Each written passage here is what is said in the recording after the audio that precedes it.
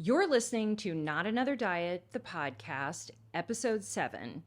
Is Ozempic just another diet? We're going to explore today the role of injectables in your weight loss journey. Now, nothing that I'm going to say to you is giving you medical advice directly. I'm too smart for that. You're too smart for that.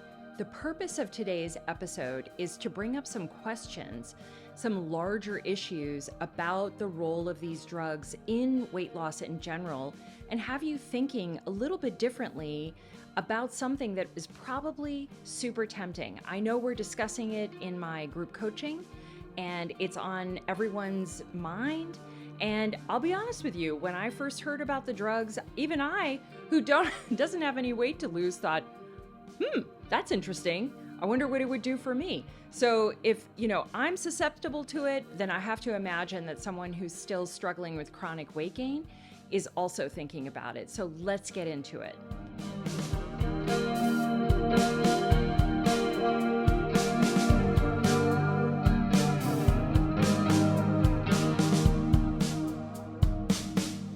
First things first, let's talk about who I'm directing this podcast at, because I certainly don't think that there's no application for this drug that is useful. That's not my contention, or really even something I'm qualified to say.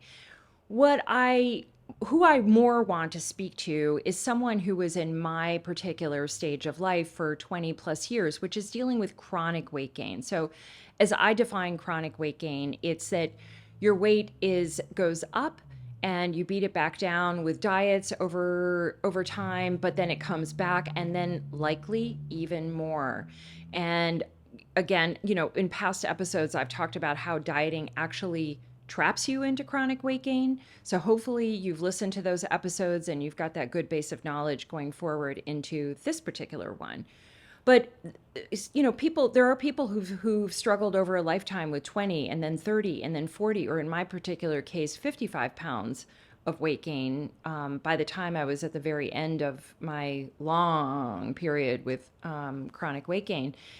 And I think I'm talking to them because to me, that seems like a particularly vulnerable part of the population who probably is pretty actively considering semi-glutides in some particular way. I mean, you can't avoid them in the news anymore, like so-and-so, and then you see people that you haven't seen in 6 months and they look like completely different people. And you think, oh my God, how could you, it's so pervasive in the news. How could you not in some way frame yourself to these drugs?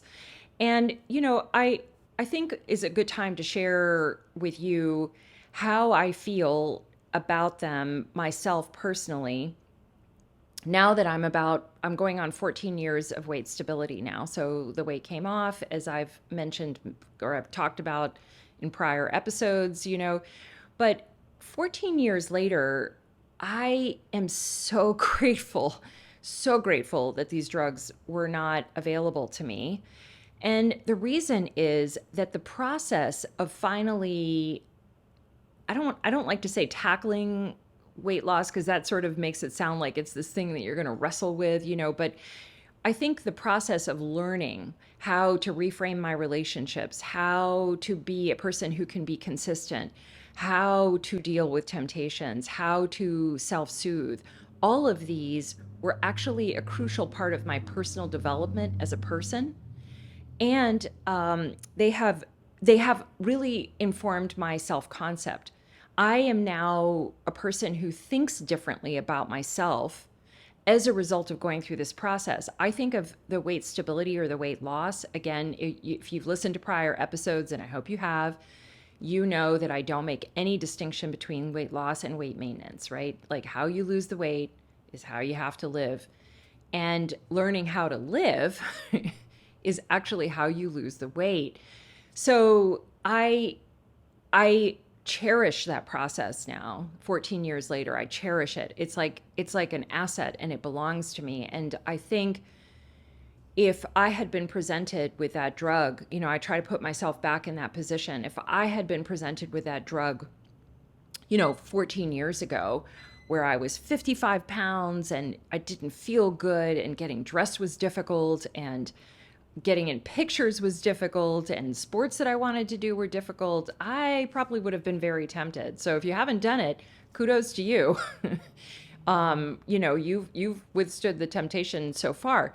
So what I want to do is really get into and examine together the some ways to think about these drugs, right? So some way to think about how to examine them with some clarity that's outside of both diet culture and the medical community. These are sort of larger ideas.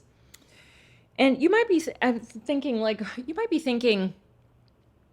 why are you talking about this? Well, somebody needs to pick on this subject, and I'm going to volunteer myself now for this simply because so much of my time is informed thinking about how to help people exit diet culture and how to finally make progress on something that I know, chronic weight gain brings chronic thinking, right? Like it's like in your head all the time, and you're consumed by it in various parts of your life, or pushing it away and trying not to think about it. But either way, that's a lot of energy spent on what turns out to be a difficult subject. Now, I'm picking on this because we are starting to see it enter into culture in a problematic way.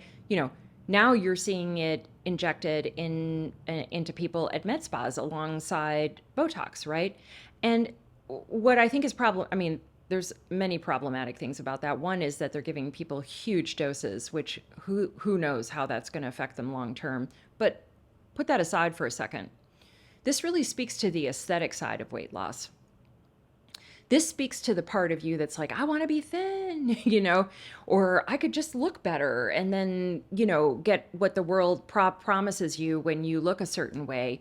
But that kind of idealized thinking is what is a slippery slope to self-harm, to actually hurting yourself. I'm not suggesting Botox is self-harm. What I am suggesting is look at it under the umbrella of how it's being delivered to you and the kind of thinking that it encourages. You could do this to your face, you could do this to your body, but injecting something that has a significant disruption is to your to all your systems.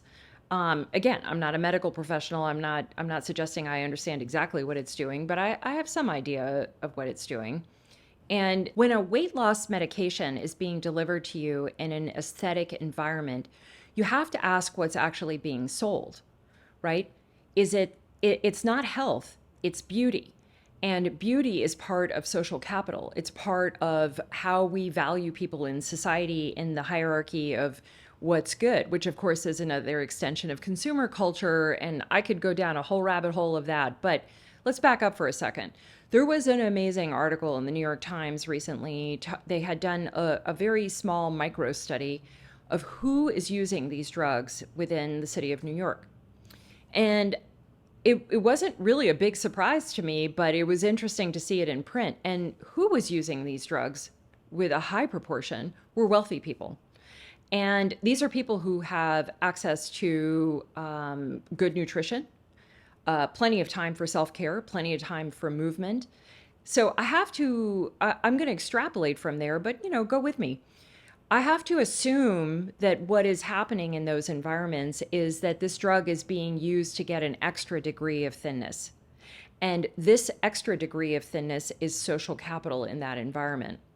Now, I don't respond to any of that. I'm not a rich person, so that helps a little bit. But more than that, I've thought this through in a very particular way, which is that the worship of thinness is really is what leads to doing problematic things with your health, making short-term decisions, giving that sort of slippery thinking about doing things that you think are probably not great for you, but you're going to do it anyway because look how it elevates you in society. I sort of reject all of that, actually. I think we should stop thinking about thinness as social capital. I don't think rich people are going to listen to me, so that's fine. But thinness at best is a body type. So if you happen to have that body type, of course that's great, But lots of people, including me, were not born with thin body types. I have big bones and muscles, and and I'm really proud of that. And I don't idealize that body type. I think of weight care or my self care really as being what is the best thing for my body? What is the best thing for me? How can I best support myself through my health journey? And your body ending up wherever it ends up is the product of that care. It is not, but this is another aspect of goal weights. We've all been trained to have goal weights, right? And so you have this number. We've been trained in so many ways through diet culture to think in terms of weight and ourselves and our lives and our health decisions through the lens of a diet culture. And I think though, if you're at all attracted to my work, that's probably not you. But it is worth excavating out of yourself, out of your own thinking, where that sneaks in. And I'd love to tell you that it never sneaks back into my thinking, but it absolutely does. And I have constantly have to reframe the weight loss thinking, dieting thinking, beauty culture, aging culture. There's all kinds of things that come in through consumer culture, essentially, that really change how we think about ourselves. Or like, should I look younger? Should I do this? Should I, manipulate myself in this particular way or that particular way? And it won't surprise you to know that I'm not a big fan of beauty culture either. I think there's a ton of parallels with diet culture, but certainly being served up or being suggested to inject yourself with medication that really hasn't had studies to show what it's going to do to you long term speaks to beauty culture as affected by diet culture, or diet culture as affected by beauty culture. If you enjoy my work, or if you're listening to this podcast, what I hope is that what you're doing is exploring what could work for you to have a healthy weight. And I purposely use the word explore so that you don't engage in self-harming schemes. You don't have a glittery number. You don't have this idealized version of your body. You don't think of yourself as being good or bad, but that you explore what could work over a lifetime. Now, let's get into whether or not this is a diet. And, I'm too smart to ask questions that I'm absolutely going to give the answers to, because I think that's doing you a disservice. I'm going to ask questions, and then what I want you to do is think for yourself. Like, I'm talking to you about it through this podcast and through through the work that I'm doing, but I really want the questions to belong to you, because in the end, it's going to be your own good thinking that leads you to the right answer. And I am a big believer in every possible way of learning to trust yourself again. I go to therapy to learn to trust myself again. I teach people how to use their hunger to trust themselves again. This is really important, to run all this stuff through you, but with good information. And if you trust me a little bit, which I hope you do since you're listening, you'll hear my opinion on this. One great metric to observe this whole rise of semi-glutides is to think, how will we think about this in 10 years? And there's some clues in the past as to things that people have done to lose weight. People went on Atkins and then came out with really bad cholesterol. And then, by the way, couldn't really live without carbs anyway. People did grapefruit diets. People, if you take from the cigarette industry, and it's not an exact parallel by any means, but like vaping was the safer alternative, and now it turns out that it brings its own sort of cancer. There's just all kinds of issues when we wholeheartedly jump on something that is supposed to be the miracle, the fix. And I do think that this idea of the fix is one of the problems. And that's one of the reasons I started out this entire season of this conversation I had, where the couple was asking me, tell me the thing. Boil it down. What's the thing? There is no thing. There is no thing. And thinking of semi-glutides or Ozempic, and I use these interchangeably, as the thing, the miracle, is really breathless PR, and there's not a ton of evidence to show yet that that is really the case. And I wonder how it's all going to play out over time. Now, we're trying to figure out whether Ozempic is a diet. Here is an interesting clue. Weight Watchers. Weight Watchers, by any definition, is a diet. There is no other way to say it. It is actually built on calorie counting. I understand they have points because you don't want to sit around tallying numbers, but which it still is a number, but whatever. Maybe that feels better in the moment. It is absolutely a diet. I don't care which way you slice it, 100%. So it is a diet company, right? And what has happened in the world at large is that you have a diet company that is now facing a new reality in the world, which is that there is a growing awareness among pretty much everyone, including medical professionals, that diets don't work. We have irrefutable evidence, right? And there is the anti-dieting backlash, which has been swept up in weight loss, but hopefully if you've listened through these episodes, you're able to separate it a little bit better. In any case, you can see where that would be a very tough position for a diet company to be, which is your main and essential product is actually something that is recognized as not working. So what do? Well, in this particular case, you go and acquire a telehealth company that is now giving prescriptions for semi-glutides. And that to me is a really good indicator that we're if the drug is not a diet drug, it is being used in a diet context, which makes it a diet drug. So that's a little bit, there's some evolution in thinking there, but I think it's important to contextualize, med spas, telehealth companies, owned by diet companies. Now you might say, well, I could get it from my doctor. We're going to cover that one too. But I want to pull out for a second. I want to take a step back because I do think it's really important to see the whole system at large. And you might say, well, they're just adapting for better technologies. No, I don't think so. Now, if you've listened through the episodes, in the very last episode, we covered food processing, which I am absolute believer that the ever-increasing amount of food processing is really what's behind the huge rise in obesity that continues on to this day. And with the rise of obesity comes the rise of diet culture, right? So it's like the food gets you, and now you're being given methods to suppress your eating. Well, this is a little bit different in that you inject it and it works on your brain and your system, but it essentially does the same thing.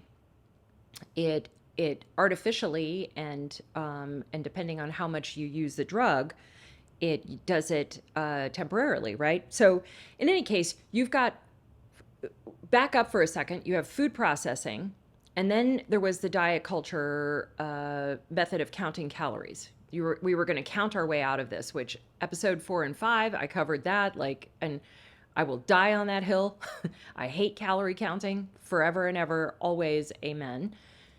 But, and now that it's shown that it doesn't really work very well, now we're in this, we're in semi-glutide territory. And so this is where I want you to see the arc. And really what my entire platform is to help people see their way out of this whole thing.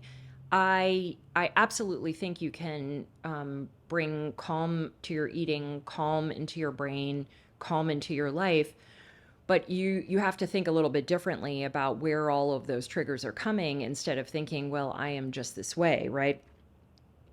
So there's this amazing article, and I'm going to link to it in the show notes, okay?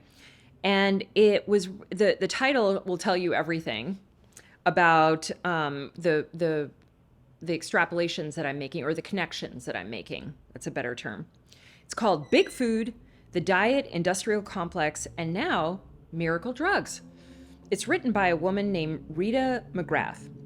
And I'm going to give you a quote from there that if you're watching this on YouTube, you should be able to see it on the screen. The unintended consequence of Big Food's business model, making many, if not most, people fatter and sicker, and the ineffective antidote offered by the diet industry, enter a new kind of competition, offering drugs that promise weight loss without willpower. The weight challenges largely created by big food spawned an entire $80 billion industry dedicated to correcting the problems of overconsumption. So that quote is something that I hope you go and read the whole thing. It's really well written and it makes important connections. And one of them is that who is benefiting from ultra processing of food? A lot. I mean, of course, big food, but a lot is the diet industry. And now, by extension, Ozempic, semi-glutides, telehealth companies giving these prescriptions, and then, God forbid, which I hope gets regulated, med spas. That's the last one, right? So this is, I think of this as a maze, okay? You know those corn mazes you weren't supposed to find your way out of? And you're just bumping. You're bumping into one wall and another, but you're in the maze. And overconsumption of processed foods, diets, and now Ozempic are all in the maze. The maze is basically a system where you can never win, where you are an endless source of revenue for diet companies, ultra processed foods, and I don't know, whoever's given out the prescription for these things. Much of the way that I understand permanent or stable weight loss really has to do with exiting this maze. And to do that, you have to begin the process of thinking very differently about weight loss, which is part of the reason that I've done this podcast. But for the purposes of this point, what I'm trying to say is that when you're still thinking, should I do semi-glutide? Should I do this diet? How do I make myself eat less? You're trapped in the maze, and the maze is essentially, I'm going to wrap my arms around the whole thing and just say it's diet culture. That's the maze.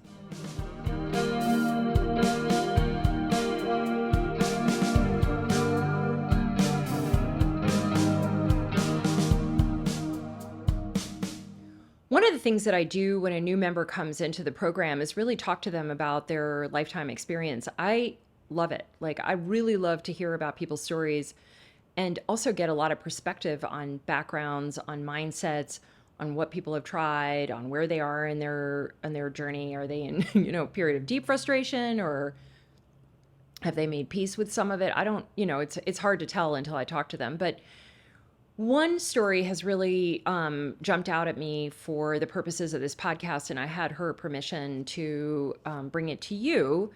And I'm going to give you the beginning of the story and then the end of the story at the end of this podcast. So you really want to stay tuned to hear how the outcome of it. But basically, I have a member who she's long been in the program now, but in the beginning, before she was considering doing this, or as she was considering it, she had gone to see her doctor.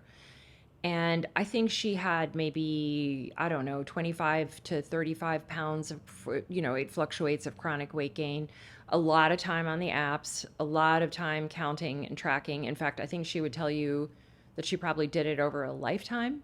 And those were her words, not mine.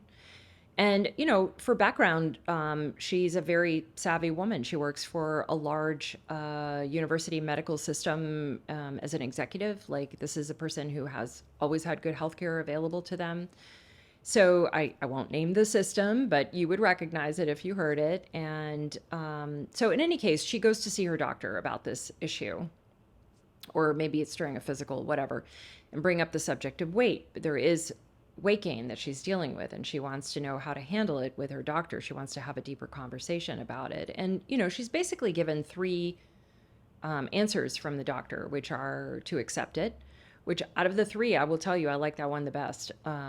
It's not that I think everyone has to accept weight gain. In fact, I think I'm going to do an episode about that, but that's the least self-harming of the three that were given. So that's the best one. The second one was to see a nutritionist as part of the program. They had essentially a nutritional counseling program as part of this whole thing, and you would go see a registered nutritionist, which, I like, and she was doing that while she was evaluating my program. And, to that I say, like, great. Yeah. I mean, I can only work well with good science. good behavior science, good nutritional science. Everything that I teach can only work well with that. Where it's going to run afoul is if they bring in diet culture techniques and ideas. And so that was one option, to go see the nutritional counseling, which I think she did go for the initial appointment. And then the third was to take the semi-glutides. That was it. Those were the three, to go see the doctor. And I think a lot of people have that experience. This is who they're bringing their problem to. They're having a problem with their body, right? So it looks like a problem with the body. And then you take it to a physician who is an expert in the body. And you know, and I'm not going to dismantle that, but I do think that we need to re-examine what the expertise is actually in. And you know, I've had now 2 medical doctors go through my program, and that speaks to where expertise actually needs to come from. But I don't want to spoil it. So if those are the 3 that you're sort of working with, I think you and you know, if you have a history of dieting and you don't want to do that again, or you can put a 4th one in and you're evaluating yet another diet, which I really hope you don't do. But those are, I think what she experienced is a very common experience of being given those options and then pretending like those are the only options available to you. And they are most definitely not.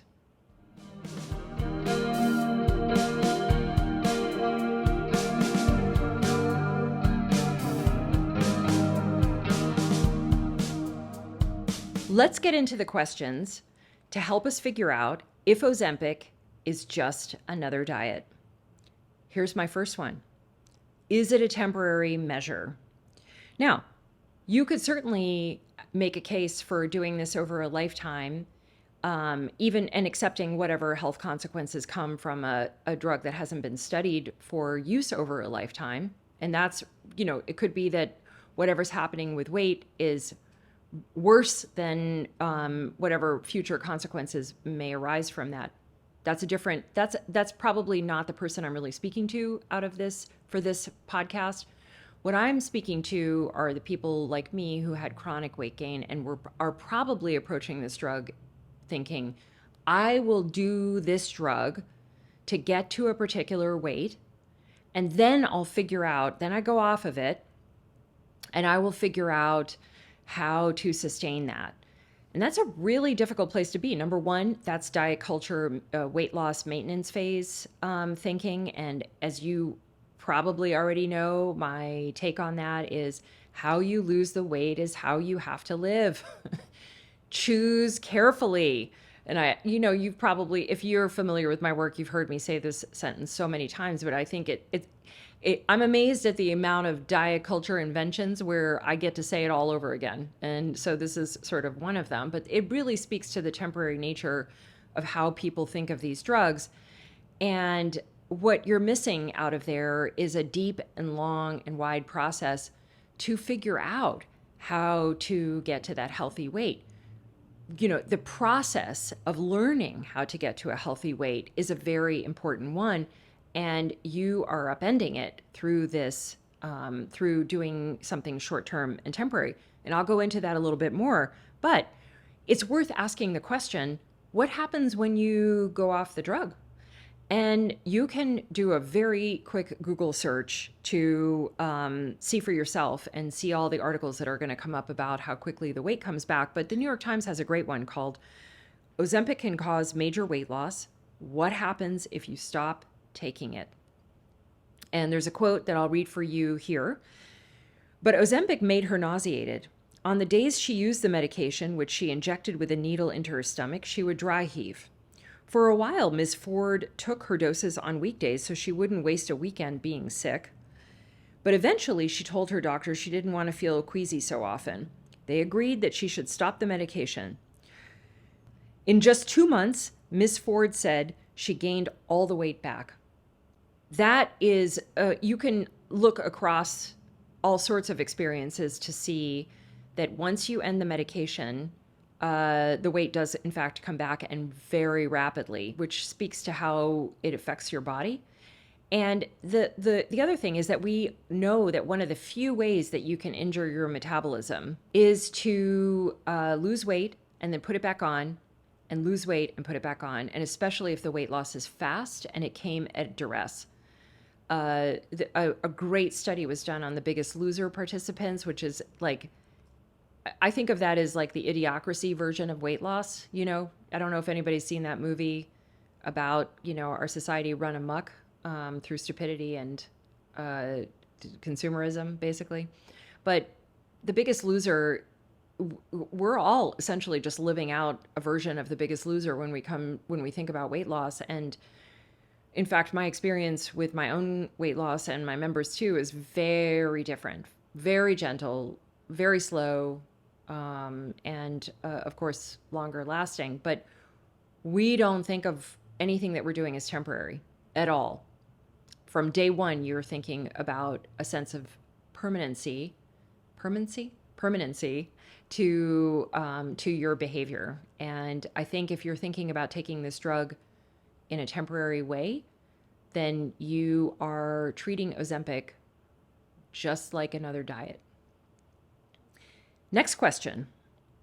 Does it short circuit the process of learning about food, your triggers for eating, and how your life doesn't allow for good care? If you can't actually see changing really important parts of your life, how much time you have for your own self-care, whether or not you draw boundaries around yourself, whether or not you say no to people when you have been accustomed to saying yes, if you are putting yourself in environments where it is very difficult to resist temptation and you don't want to change any of that, you should probably consider taking this drug, because you don't have to initially at any of the beginning points of taking this drug answer those questions, which, by the way, is another parallel into diet culture.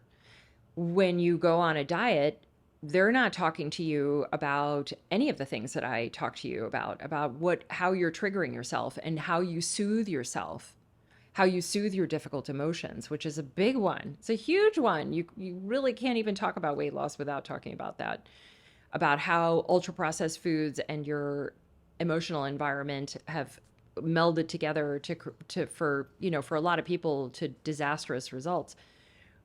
But they are fixable without a drug.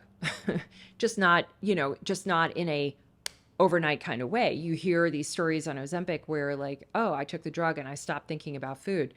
Okay, and I believe it. I do believe it. I really do. I just think you didn't actually do the work. You can do work to get to the same or a similar place. And when you skip learning about your triggers, you skip learning about your emotional environment, you're essentially skipping the part where you get to your weight and you understand how to keep it. And you've done all the personal development work that you really need to do. And frankly, are just kicking the can down the road. If you don't think you're going to be on this drug the rest of your life, even if you disregard what I'm saying and you go take the drug and then you go off of it, you still have those questions, except that you didn't have this illuminating process to get there. And you didn't have to deal with food processing or asking or changing. Here's a good one, such a good example. If you have kids in the household and you're eating a lot of processed foods as a result of feeding them processed foods, which, by the way, like, that's kind of what kid food has turned into, there's a process of renegotiating in your household with your children to bring them along, to have them be a little unhappy with you for a while, but frankly, not over a lifetime. And that's a real discomfort. You have to learn to tolerate some discomfort to actually get to a better place. A lot of people don't want to do that, or they think that somehow that's a bad idea, or I don't know, so that's speaks to your emotional framework and work that needs to be done there. In any case, I firmly believe that helping your children eat real food and understand how to take care of themselves is a lifetime gift, lifetime. So these difficult conversations are not ones that I think are so bad, but I understand when you're facing them, they can feel difficult. And that's really just kicking the can down the road. If you don't want to have any of those conversations, you don't want to change anything in the household or disrupt anybody else with your needs, if that sounds familiar, if you're a person who's subjugated your needs, and are not accustomed to putting them forward and asking for them to be met, that can feel very difficult. It can probably feel like taking a drug that's going to sort of shut all that down is good, but it short circuits it. If you are attracted to my work, and I say this a lot, if you're attracted to my work, what I think you want is a lifetime steady, healthy weight that you no longer have to stress about or think about. But that involves a lot of personal work, and I don't have a way to make that short for you, or simple, or 15 minutes a day, or easy, or and honestly, when I hear these stories of being things injected into your stomach, and feeling sick and having to deal with all of that, that doesn't sound super easy. But I can see where if you feel a lot of personal discomfort about changing things, that might feel easy. But there's a question to ask you. Are you essentially short circuiting the process of personal development, right? Next question. Is success measured by how quickly I lose weight? Well, why is that important? Because when we embark on diets, and you'll see it in the marketing, one of my least favorite marketing ones these days is a calculator that shows you how much weight you can lose on this particular app over time. And again, that's giving you that glimmery number, right? Or glimmery numbers, or like, ooh, look at this, ooh, And diets push you to lose weight quickly, and they do that to keep your satisfaction high. So a little bit of what I do when people come into the program is like, I don't care if you lose weight right away. Stop asking to lose weight right away. That's not the way it's done. There could be some healing that your body needs after all these years of push-pull with diets. Like, do you know how to support your body in a healthy way? Do you know how to heal it? Do you know how to let your metabolism regulate itself? Those take a minute. That takes a minute to happen. It does not happen overnight. In my case, because I was figuring this all out on the go, it actually took a little over a year to do that for me. I was happy when I stopped gaining weight. But again, I've been able to speed this up for people because I've learned a lot. But there is a process by which you need to stop and be calm and focus on the practices and let your weight do what it's going to do over time. And you focus on the practices. But diet culture inverts that. Diet culture says, oh, let's get that weight loss right away. Oh, did you get on the scale? Remember those horrifying weigh-ins, right? Like, did you get on the scale and you lost weight? No, I don't look at my body this way. I don't look at weight loss this way, but diet culture does. Now, going on Ozempic gives you fast, dramatic weight loss. And in fact, that is the thing that's touted as the success. I personally don't think that is the success. It comes with, I'll sum it up like this. Fast loss is unstable loss. And I don't think Ozempic is going to change that. I don't think Ozempic does anything to change that formula. It has been a formula that has been true since diet culture began, and it remains. And part of that is that fast loss injures your metabolism. It does all kinds of things for long-term problems, or at least fast loss and then regain. But putting a big downward pressure on your weight from day one is diet culture. And so if you're thinking about this drug and success in this particular way, I think you are engaging in diet culture. It's just that simple. So then the question is it safe? And I think that's a mixed bag of a question, right? Like, obviously it's not going to kill you when you take it. Like, even if you experience extreme discomfort, I don't think people are dying as a result of that.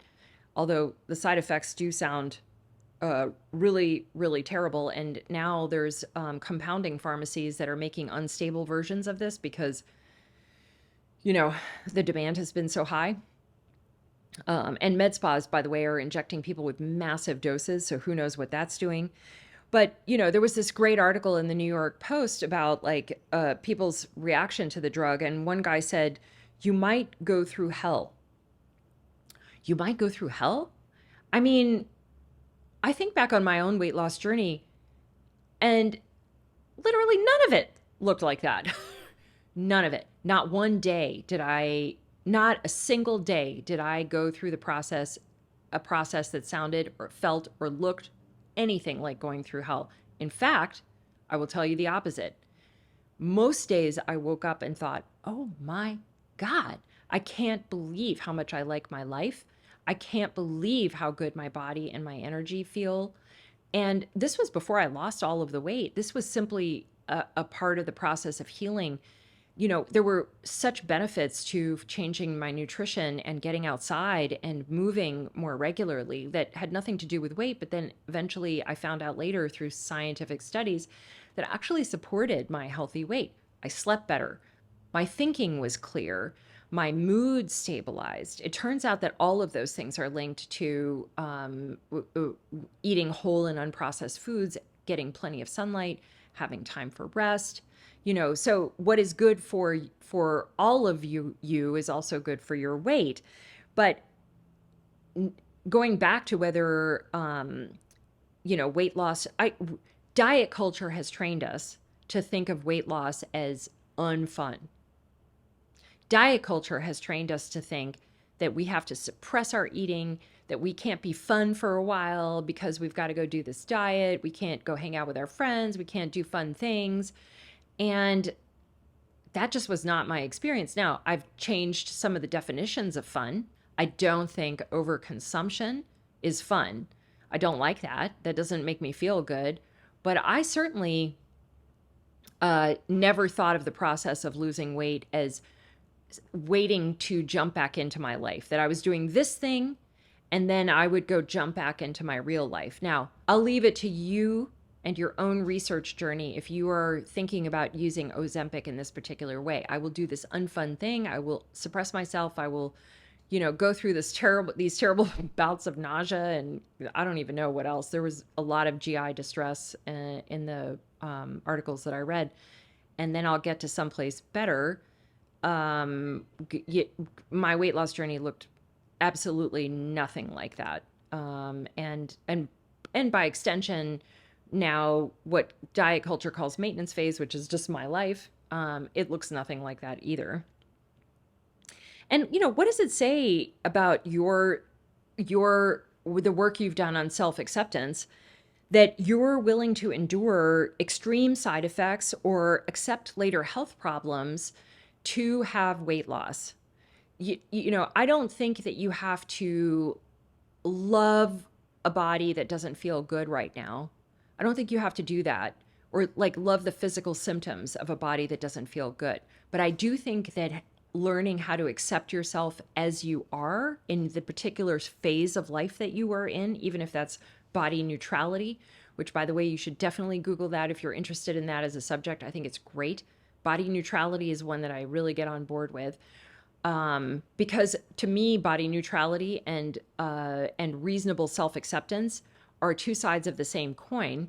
And that is a really important part of the weight loss journey, to calm down and accept where you are right now and love yourself. Even if you don't necessarily love the body that it has produced, you can show love to yourself. And that's, you can pick that apart on your own time, but let's just say that self-acceptance is absolutely the beginning of a weight loss journey. But diet culture and Ozempic, presented at the end of a weight loss journey, is that you will like yourself better when you lose the weight. And I disagree. This next question is a really interesting one.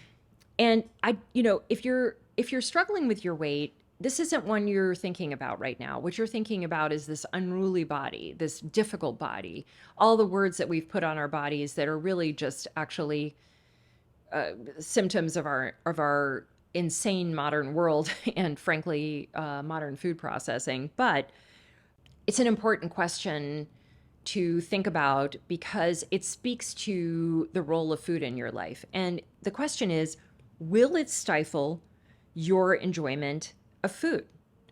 And I want to share a little bit of my story with you, and I've probably shared it before, but it's worth repeating for this particular part about whether or not Ozempic will stifle your enjoyment of food. So one of the key reasons that I abandoned dieting, and I mean abandoned, I set it down and never looked back, was that I felt that it interrupted my enjoyment of food. I had to think about this. I owned a restaurant. I came from a household that really cared about food a lot. And to my mom's credit, real food. And for us in my household, food and culture were really woven in together. So, when you reject food, you're rejecting culture.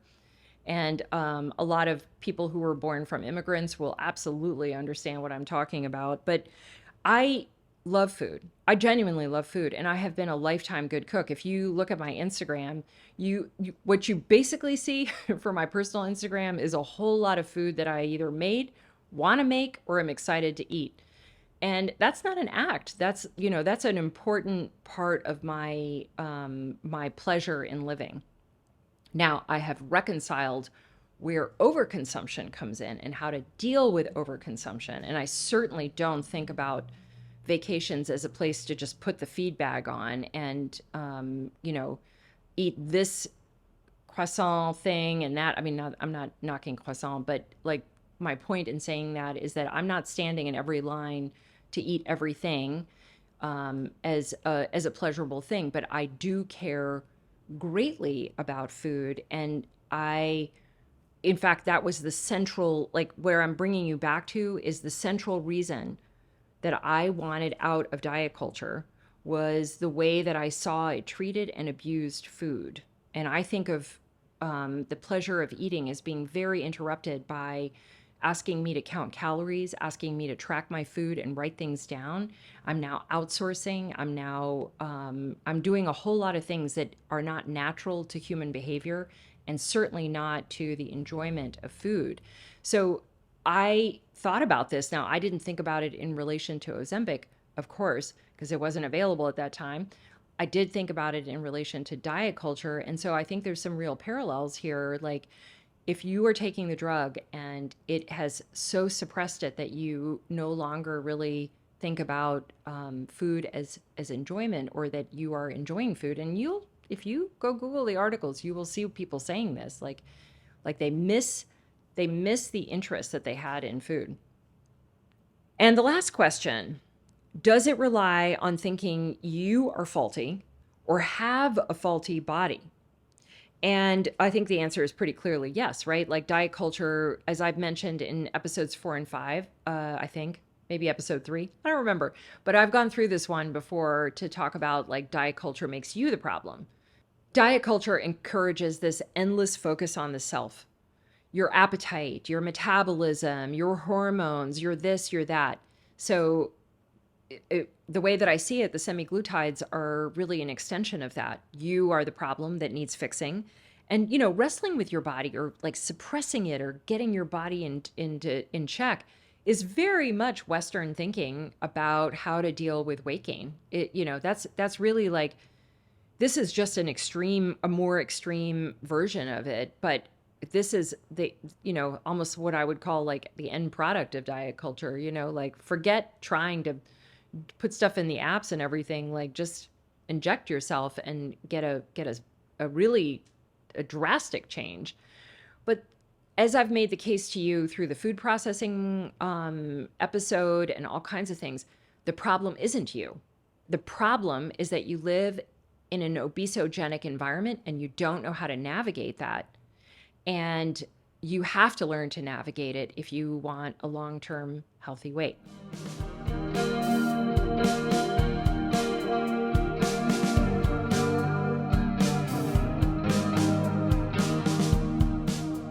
And now, as promised, let's talk about the end of my member's medical visit and my takeaways from that whole experience.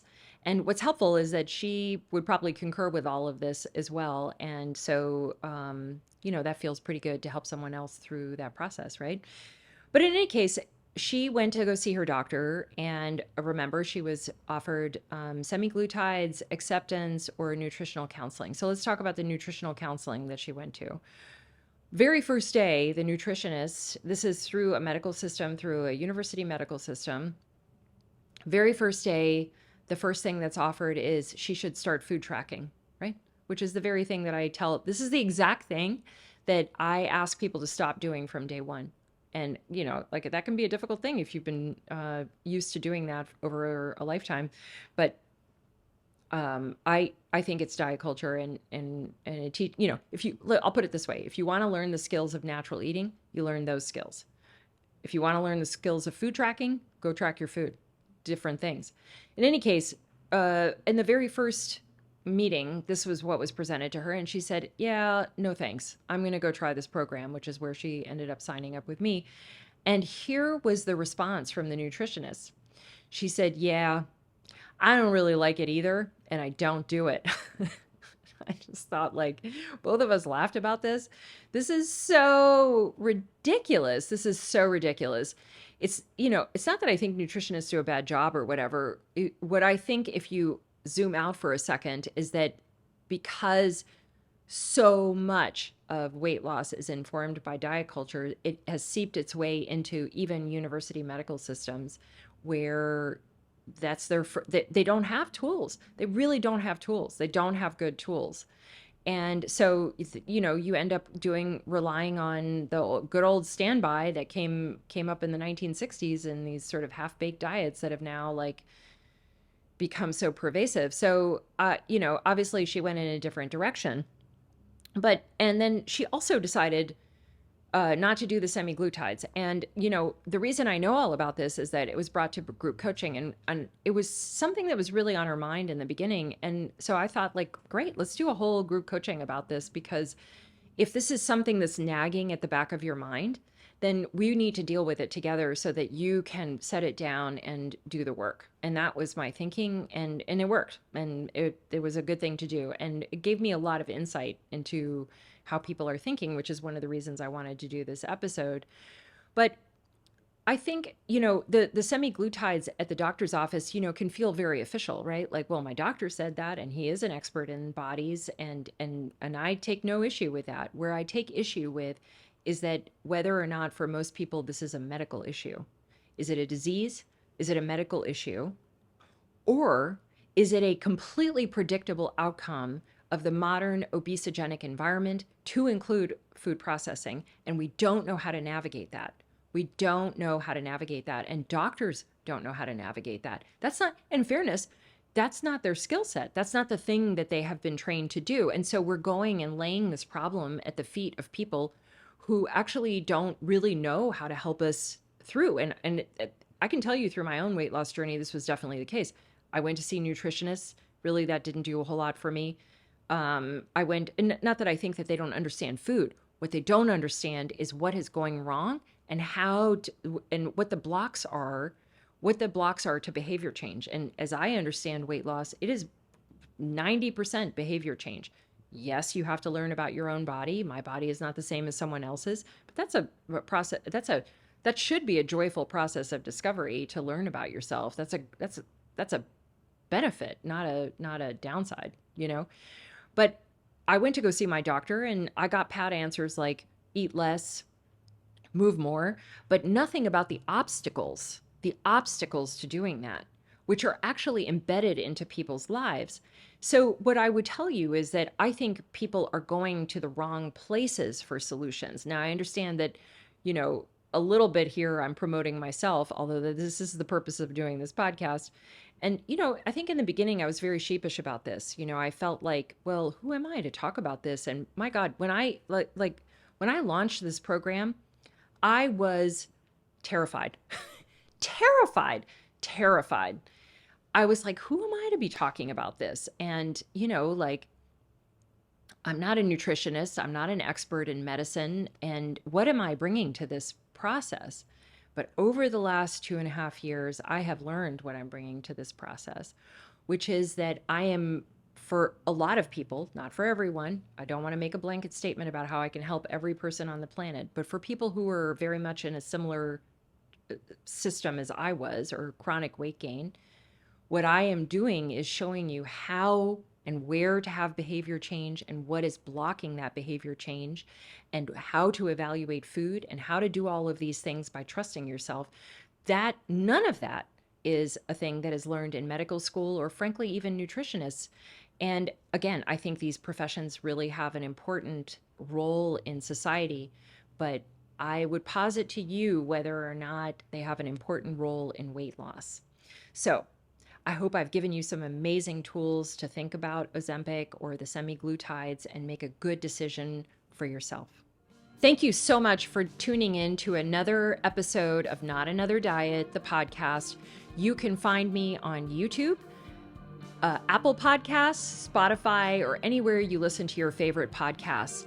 If you're interested in delving into the process of weight loss without dieting, I have a fantastic workshop available. It's free, and you can access it by going to notanotherdiet.co/weight loss for life. I'll see you next time.